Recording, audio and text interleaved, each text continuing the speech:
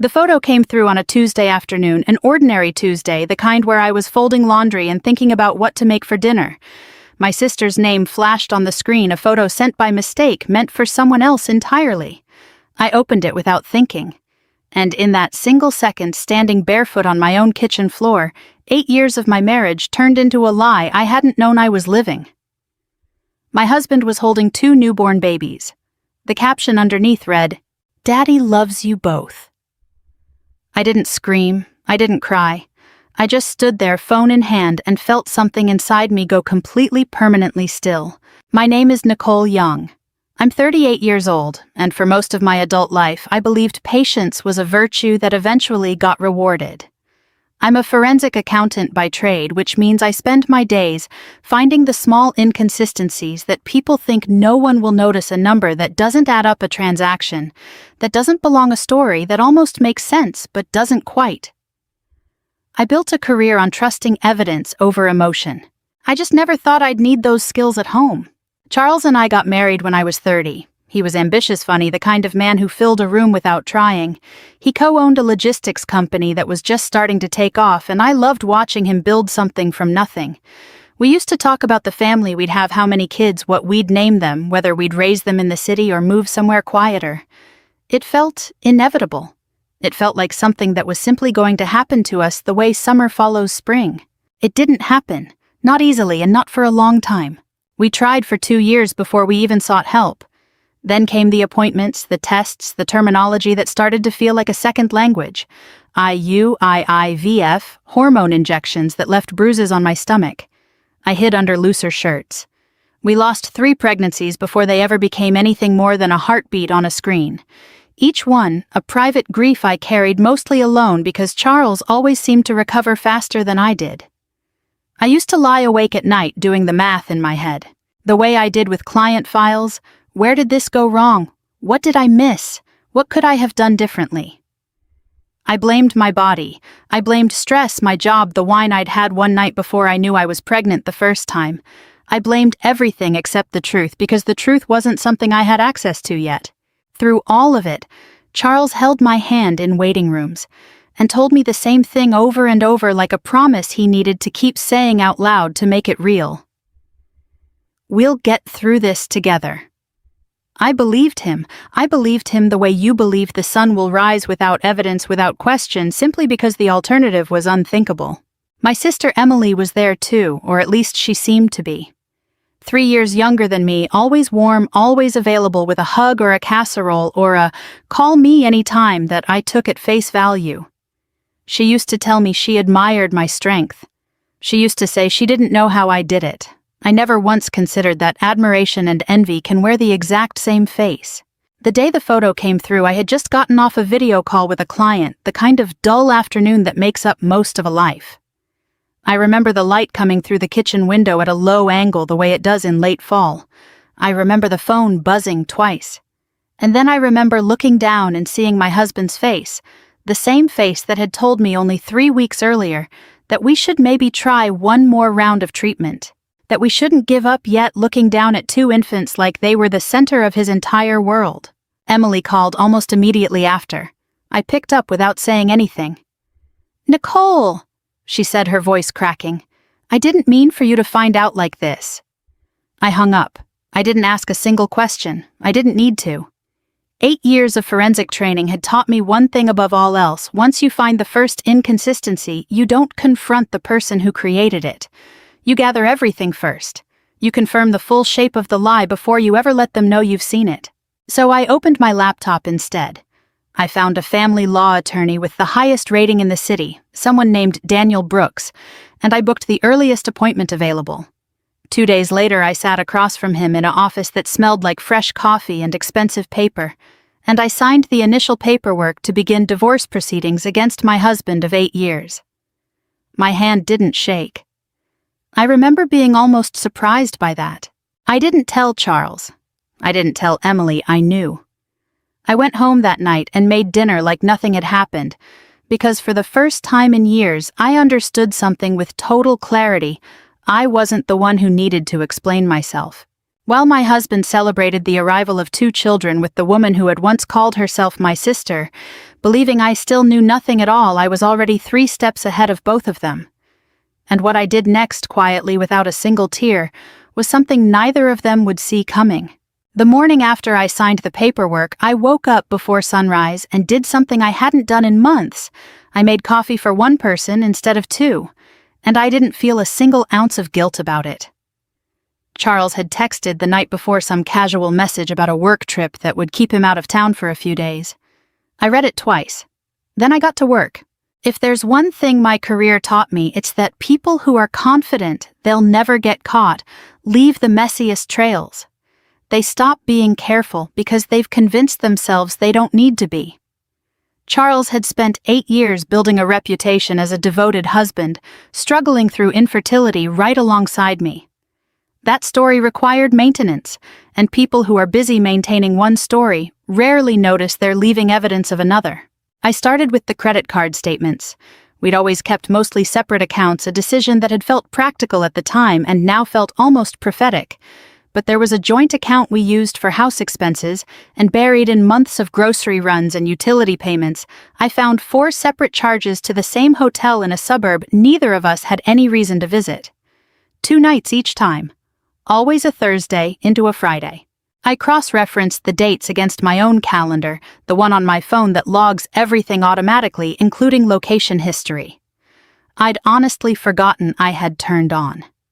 3 of those hotel dates lined up exactly with weeks I was recovering from IVF procedures, weeks Charles had told me he needed to clear his head by staying late at the office. I sat at my kitchen table with my laptop open until nearly 2 in the morning, and piece by piece the last 3 years of my marriage rearranged themselves into something I barely recognized. Emily had told me more than once that she was simply the one driving Charles to his appointments when I couldn't make it a doctor's visit here, a follow-up there. "I'm just helping out," she used to say, like it cost her nothing.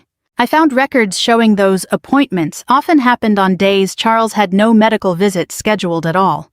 By the time I found the joint photo storage account, Charles didn't know I still had access to a shared cloud folder from years earlier that had never been deactivated. I wasn't even surprised anymore. There were photos going back nearly 3 years. Emily at his office holiday party standing just a little too close. A weekend getaway logged under a business trip with a beach visible in the background that was nowhere near any client site. They hadn't been careless exactly. They'd simply never imagined I would look. I want to be honest about something.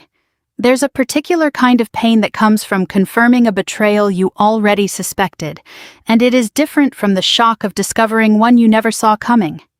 This was the second kind. And underneath the pain, something colder was taking shape. Clarity. For 8 years I had absorbed every hard moment of our marriage as my own failure. My body, my fault, my burden to fix. Now I understood I had been carrying the weight of someone else's choices the entire time. I didn't confront Charles. I didn't call Emily back. Instead, I did what I do best. I built a file. Every hotel charge, every mismatched alibi, every photo with a timestamp that told a truer story than either of them had ever told me out loud. I organized it the way I would organize evidence for a client, methodically, without commentary, because the facts didn't need my anger attached to them. They spoke clearly enough on their own. I sent the entire file to Daniel Brooks 2 days later. He read through it in front of me during our second meeting, his expression unreadable in the practiced way of someone who has seen every version of heartbreak a marriage can produce. When he finally looked up, he simply said, "This is thorough." I told him I'd had 8 years of practice noticing what other people missed. He didn't ask what I meant by that, and I didn't explain. It was 3 days after that meeting when my phone rang with a number I recognized but hadn't expected. Margaret, Charles's mother. We'd always had a warm relationship, the kind built on genuine affection rather than obligation. She used to call just to check in, to ask about work, to tell me about her garden. This call felt different from the moment I answered. Her voice was thin, unsteady, in a way I'd never heard from her before. "Nicole," she said, and then nothing for a long moment, just breathing on the other end of the line. When she spoke again, she was crying, trying and failing to keep her voice even. "Please," she said, "don't tell him yet." I stood very still in my kitchen, the same kitchen where I'd seen that photo just over a week earlier, and felt the ground shift again beneath something I thought I already understood completely. "Don't tell him what Margaret?" I asked. She didn't answer the question. She just kept repeating those 4 words over and over like they were the only thing holding her together. "Don't tell him yet. Don't tell him yet."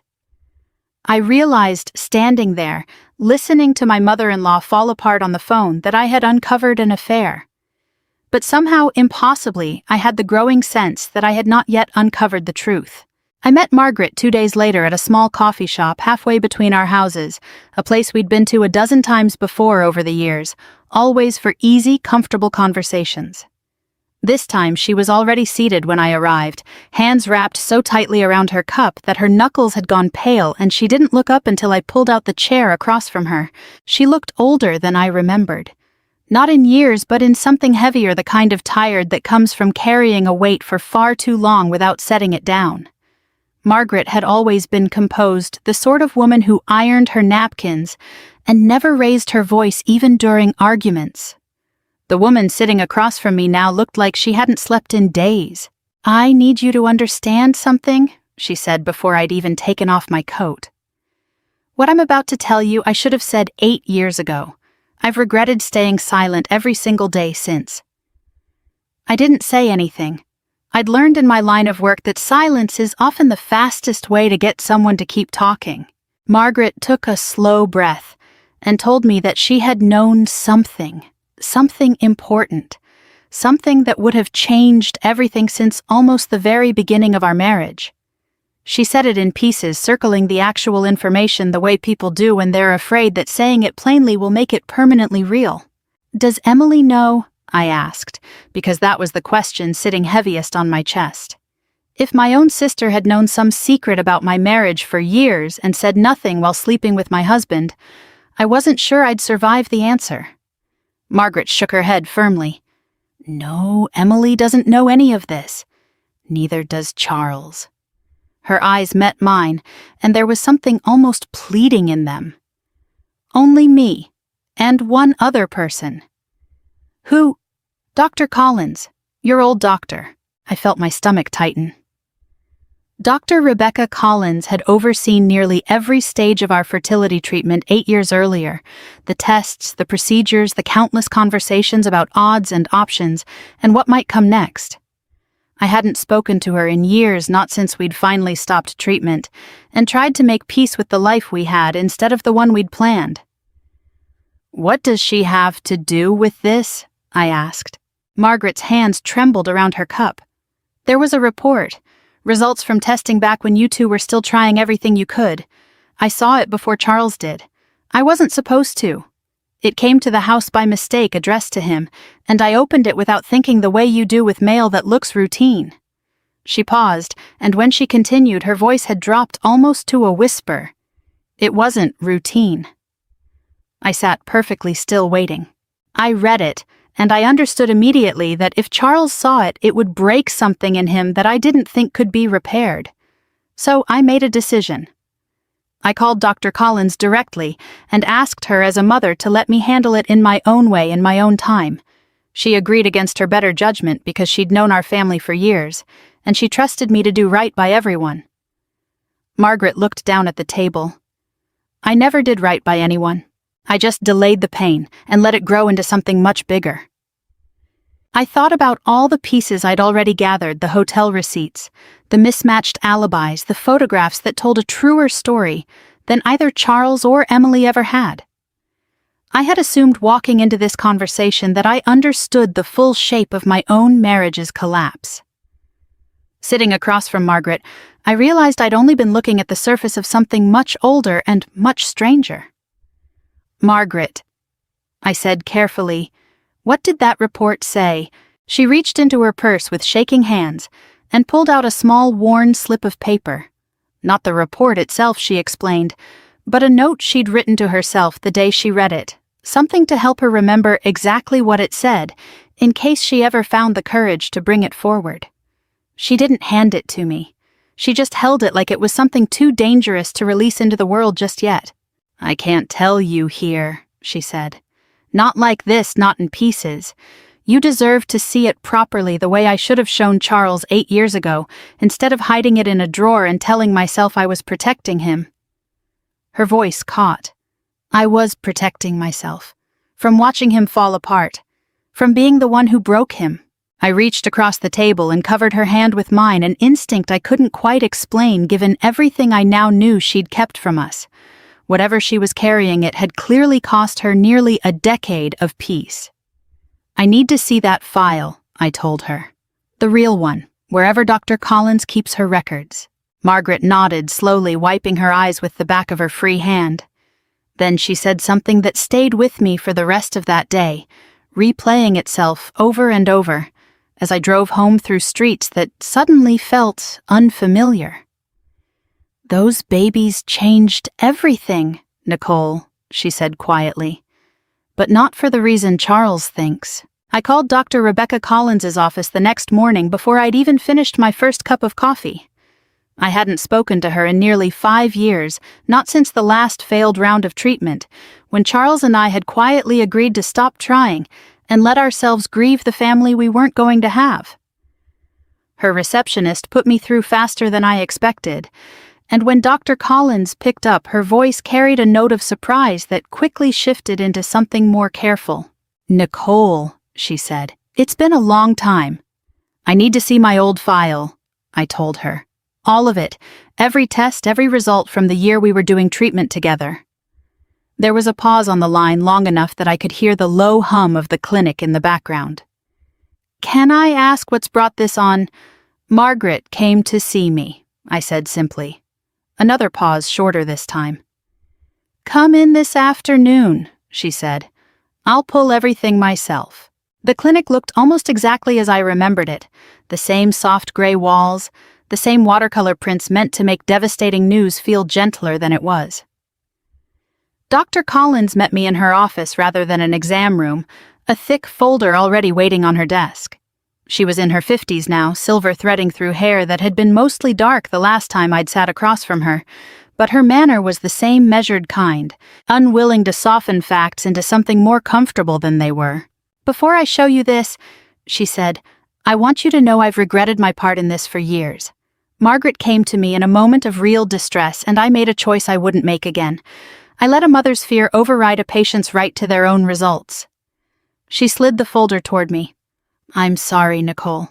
Truly." I opened it with hands that were steadier than I expected, given what I already suspected I might find.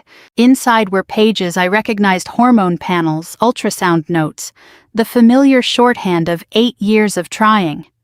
But near the back there was a report I had never seen before, dated almost exactly 8 years earlier, addressed to Charles, specifically never to me.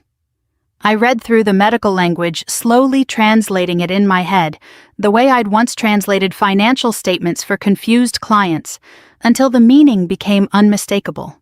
The results weren't about me at all. They were about Charles.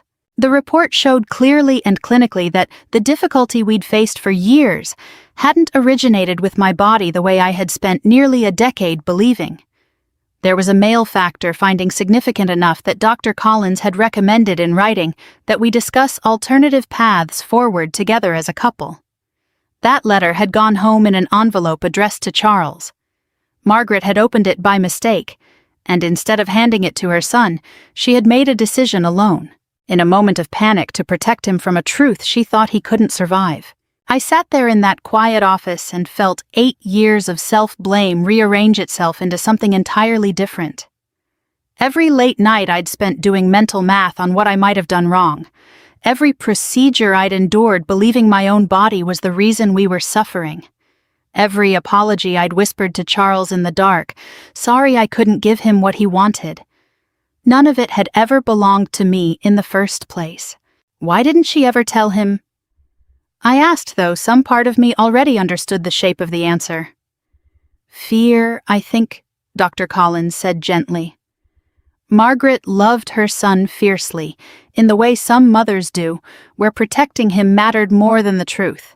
She convinced herself that if he never knew, it would never have to hurt him. I don't think she considered what it would eventually cost you both. I thought about Emily then, about a photograph of Charles holding 2 newborns, a caption calling him Daddy, without hesitation, without question.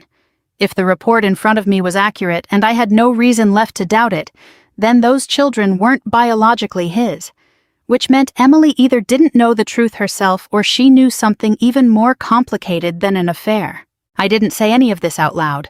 I simply asked Dr. Collins for copies of everything, and she made them for me without hesitation, sliding the fresh pages across her desk, like she was finally, after 8 years, allowed to do her job the way she should have from the start. I didn't confront Charles that day. I didn't call Emily. I didn't even call Margaret right away, though I knew I owed her some kind of response after everything she'd finally told me. Instead, I drove home and sat in my car in the driveway for a long time, the folder resting on the passenger seat beside me, and I thought about every version of my marriage I had believed in over the years. The hopeful version, the grieving version, the betrayed version I'd been living in for the past 2 weeks. None of them had been the complete truth. And now I was holding the piece that changed the meaning of everything else. When I finally called Margaret that evening, my voice was calm, in a way that seemed to surprise her. "I have the file," I told her. "I know what it says." She was quiet for a long moment on the other end of the line, and when she finally spoke, there was something like relief threaded through her exhaustion, as if a burden she'd carried alone for 8 years had finally partially been set back down. "Now I know why your mother looked terrified," I said the moment she saw those babies for the first time. I didn't hear from Charles for almost 2 weeks after I filed the paperwork. He was staying with Emily wherever that was, playing house with 2 infants that carried a truth he didn't yet understand. I spent those 2 weeks quietly finishing what I'd started, meeting with Daniel Brooks twice more, organizing financial records, moving through the practical motions of ending a marriage while carrying a secret that would eventually end it, for reasons far different than the ones I'd originally believed. I didn't reach out to Emily. I didn't know yet what she understood about any of this, and honestly I wasn't sure I wanted to know. Some betrayals are simple enough to survive through sheer anger. This one had roots I was still trying to fully understand myself. It was Margaret who called me on a Thursday evening, her voice tight with something between dread and urgency. "Charles is coming home," she said. "Tonight. He wants me to meet the babies properly." A pause. "He's bringing Emily." I understood immediately what she meant and what it would take from her. "Margaret, you don't have to do anything you're not ready for." "I've hidden this for 8 years, Nicole," she said quietly. "I think it's time I stopped." I wasn't there when it happened, but Margaret told me everything afterward in enough detail that I could see it clearly in my mind, almost as if I'd been standing in the doorway myself. Charles arrived first, letting himself in with the same easy confidence he carried into every room he'd ever entered, the confidence of a man who has never once questioned whether he deserved good things. Emily followed behind him, a baby carrier in each hand, her face carefully arranged into something between apology and pride. Margaret told me later that Emily looked exhausted in the particular way new mothers do, but also lit up from somewhere underneath the exhaustion, the way people look when they believe they've finally gotten something they'd wanted for a long time. Charles set his bag down by the door and turned toward his mother with an expression Margaret said she would never forget. Open, hopeful, almost boyish, the look of a man about to hand his mother the best news of his life. "Mom," he said, gesturing toward the twins Emily was carefully lifting from their carriers. "You're finally a grandmother." Margaret told me the room went very quiet after that. She said she looked down at those 2 small faces, and something inside her simply gave out. All the years of holding this in, all the sleepless nights, convincing herself she was protecting her son by staying silent, collapsed in on themselves the instant she saw those babies in her son's arms. She said she felt the blood leave her face, felt her legs go unsteady beneath her, and she had to reach for the back of a chair just to stay upright. Charles noticed immediately, his smile faltering into confusion. "Mom, what's wrong?" She told me she opened her mouth, and the words that came out weren't the ones she'd rehearsed 1,000 times over 8 long years. They came out smaller, more broken than she intended, but they were finally, after everything, true. "Wait," she whispered. She didn't tell you. Charles went still. Emily, standing just behind him with one baby still in her arms, went pale in a way Margaret said she noticed immediately, a reaction that told her something important Emily didn't know either. Whatever Margaret was about to reveal, it was news to both of them in different ways, for different reasons. "Tell me what," Charles asked, his voice dropping into something careful, something that already sensed the ground shifting beneath him. Margaret didn't answer right away. She told me she stood there for a long moment, looking between her son and the woman he'd built a secret family with, and she felt the full weight of 8 years pressing down on that single, unbearable silence. She said she thought about me, about the years I'd spent blaming my own body, apologizing for something that had never been my failure to begin with. She said that thought was what finally gave her the courage to move. According to Margaret, nobody spoke for what felt like an impossibly long stretch of time. Emily shifted the baby in her arms, her expression tightening with a fear that had nothing to do with judgment and everything to do with confusion. Charles stood frozen by the door, still in his coat, waiting for an answer his mother wasn't ready to give him, standing in a hallway. Margaret told me she finally walked into the study without another word, and knelt down in front of the small fireproof safe she'd kept in the back of the closet for exactly this moment, the one she'd told herself for 8 years. She would open when she was ready, though some part of her had begun to wonder if that day would ever actually come. Her hands were shaking, she said, as she worked the combination. Charles had followed her partway down the hall, standing in the doorway of the study, now watching his mother kneel on the floor in front of a safe he hadn't known existed. Emily stood further back, still holding one of the twins, her face a mixture of confusion and something that looked, Margaret said, almost like fear. Inside the safe was a single sealed envelope, worn soft at the edges, from 8 years of being touched, considered, and returned to its hiding place. Margaret lifted it out with both hands, the way you'd carry something fragile, something that had already broken once, and might break again the moment it was finally opened. She turned back toward her son, envelope held against her chest, and for the first time in 8 years, she was finally ready to let him see everything it contained. Margaret carried the envelope back into the living room and set it down on the coffee table between them, her hand still trembling slightly as she withdrew her fingers from it, as if letting go of something she'd protected for so long required its own kind of effort. Charles stood over it for a moment without touching it, and Margaret told me later that she could see him bracing himself the way people do right before they step into cold water. "What is this?" he asked quietly. "Sit down," Margaret said. "Please." He sat. Emily lowered herself onto the edge of the armchair across from him, still holding one of the twins against her shoulder, the baby fussing softly in the tense silence of the room. Margaret opened the envelope herself, her fingers moving carefully over paper that had clearly been folded and unfolded many times over the years, and laid the contents out on the table. 1 page at a time, the original lab results, a letter from Dr. Collins addressed directly to Charles, and a handwritten note Margaret had added years earlier, dated the same week she'd intercepted the original mail. Charles picked up the medical report first. Margaret watched his eyes move across the page, slowly at first, then faster, then slower again, as he reread certain lines, trying to make sense of language that wasn't especially complicated, but was clearly rearranging something fundamental in his understanding of the last 8 years of his life. "This says," he started, then stopped. He looked up at his mother. "This is about me." "Yes," Margaret said softly. "This isn't Nicole's file. This is mine." His voice had gone strange flat in a way Margaret said she'd never heard from him before. "You're telling me the reason we couldn't have kids was never her?" Margaret nodded, unable to speak past the lump in her throat. Charles set the paper down with exaggerated care, like his hands had suddenly become unreliable. 8 years, he said. 8 years I let her think it was her fault. She apologized to me, Mom. She used to cry and apologize to me, and I let her. His voice cracked on the last word.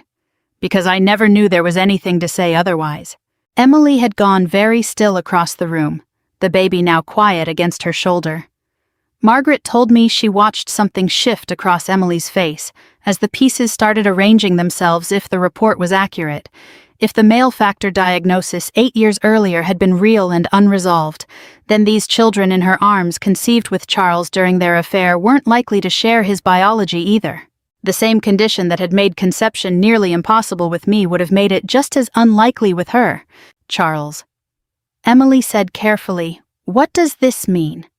He didn't answer her. He was still looking at his mother, something raw and furious building behind his eyes. "You knew," he said. "You've known for 8 years and you let me believe—" He couldn't finish the sentence. He stood up abruptly, paper still in his hand, and started pacing the length of the living room like he needed his body to move because his mind had stopped being able to hold still. "I was trying to protect you," Margaret said, her voice breaking. "I know that's not an excuse. I know what it cost you both. I've hated myself every single day since." "Protect me from what?" Charles's voice rose for the first time. "From the truth. From a piece of paper. You let me watch my wife blame herself for 8 years, Mom. You let me watch her go through procedures, through losses, through everything, thinking it was her body failing us when the whole time—" He stopped pressing the heel of his hand against his forehead, like he was trying to physically hold his thoughts together. Emily stood slowly shifting the baby onto her hip. "Charles," she said, again quieter this time, "I need you to look at this with me. If what this says is true, then these babies—" She couldn't finish either.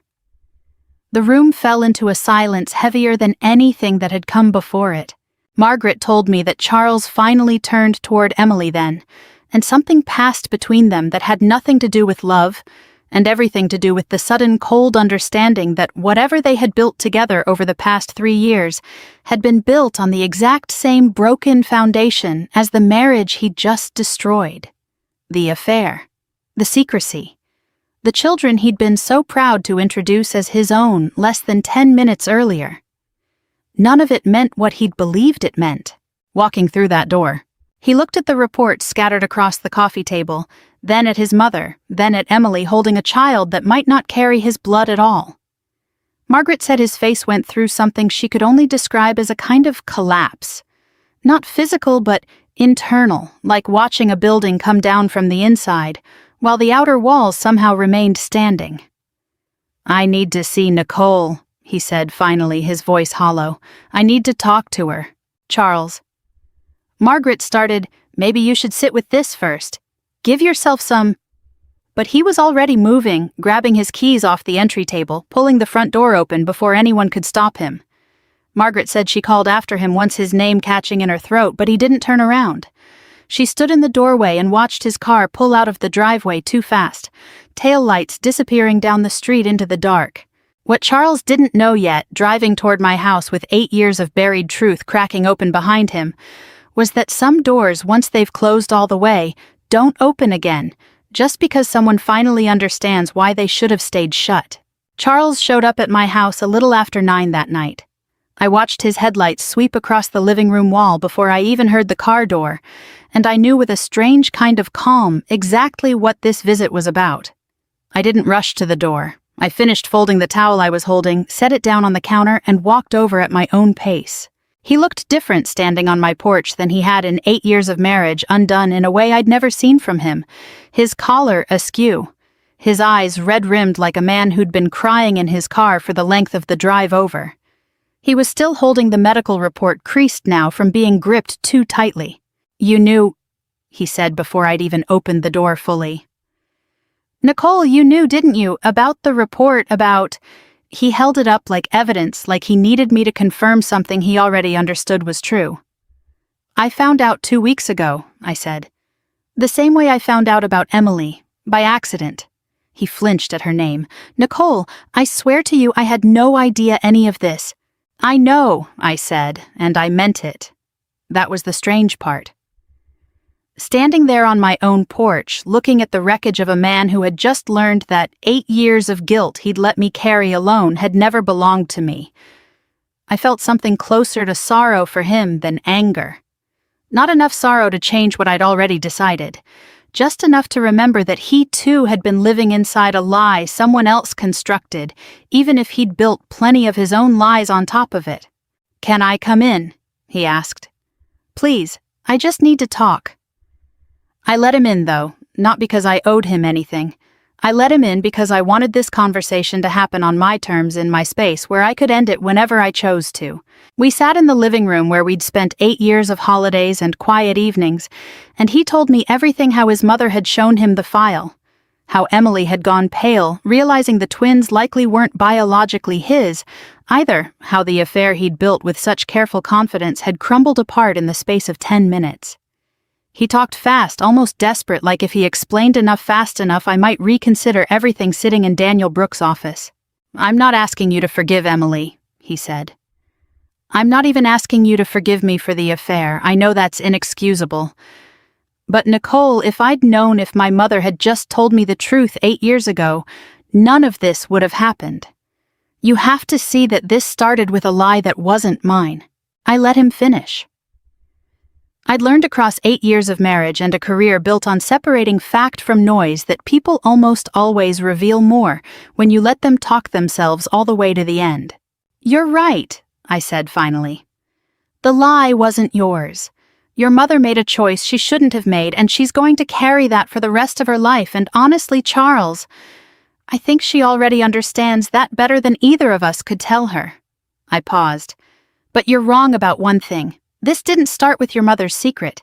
It started the day you decided that whatever you were missing at home, you were entitled to go find somewhere else with my sister, without ever once telling me you were struggling." "I didn't know how to say it," he said quietly. "You were already carrying so much." "So you let me carry more," I said. "You let me believe I was the reason we couldn't have a family for 8 years while you built one with someone else. The medical report doesn't undo that, Charles. It explains part of the pain. It doesn't erase the choice you made in response to it." He didn't have an answer for that. I watched something in his face finally accept what I was saying. The fight going out of him, the way it does when someone realizes the argument they've been building in the car, the whole drive over, doesn't actually hold up once it's spoken out loud. "What happens now?" he asked, his voice smaller than I'd heard it in years. "Now," I said, "the divorce moves forward. Nothing about tonight changes that." He nodded slowly, staring down at his hands at the report still creased between his fingers. "And Emily, that's not my concern anymore," I said, and I found saying it out loud that it was true. Somewhere in the past 2 weeks, between the hotel receipts and Margaret's confession and the quiet clinical language of an old medical file, I had stopped needing to know what happened to my sister. Whatever she and Charles had built together, they would have to figure out what remained of it without me as an audience. Charles left a little before midnight. I stood at the window and watched his taillights disappear down the same street they'd come from, and I felt for the first time in 2 weeks something settle inside my chest instead of tighten. For 8 years I had measured my worth against a story that was never true. I understood now that the ending of my marriage had never really been about a photograph or a betrayal, or even a secret buried in a medical file. It had been about the moment I finally stopped waiting for someone else to tell me the truth and went and found it myself. The final mediation was scheduled for a Thursday morning 3 weeks after Charles had sat in my living room, reading a report that changed the meaning of everything he thought he understood about our marriage. I remember dressing for it the way I'd dress for any important meeting, simple, composed, nothing that suggested I'd spent a single extra thought on how I wanted to appear. I wasn't performing strength anymore. By that point, I simply had it. Daniel Brooks met me outside the courthouse a few minutes early, running through the final details one last time, though there wasn't much left to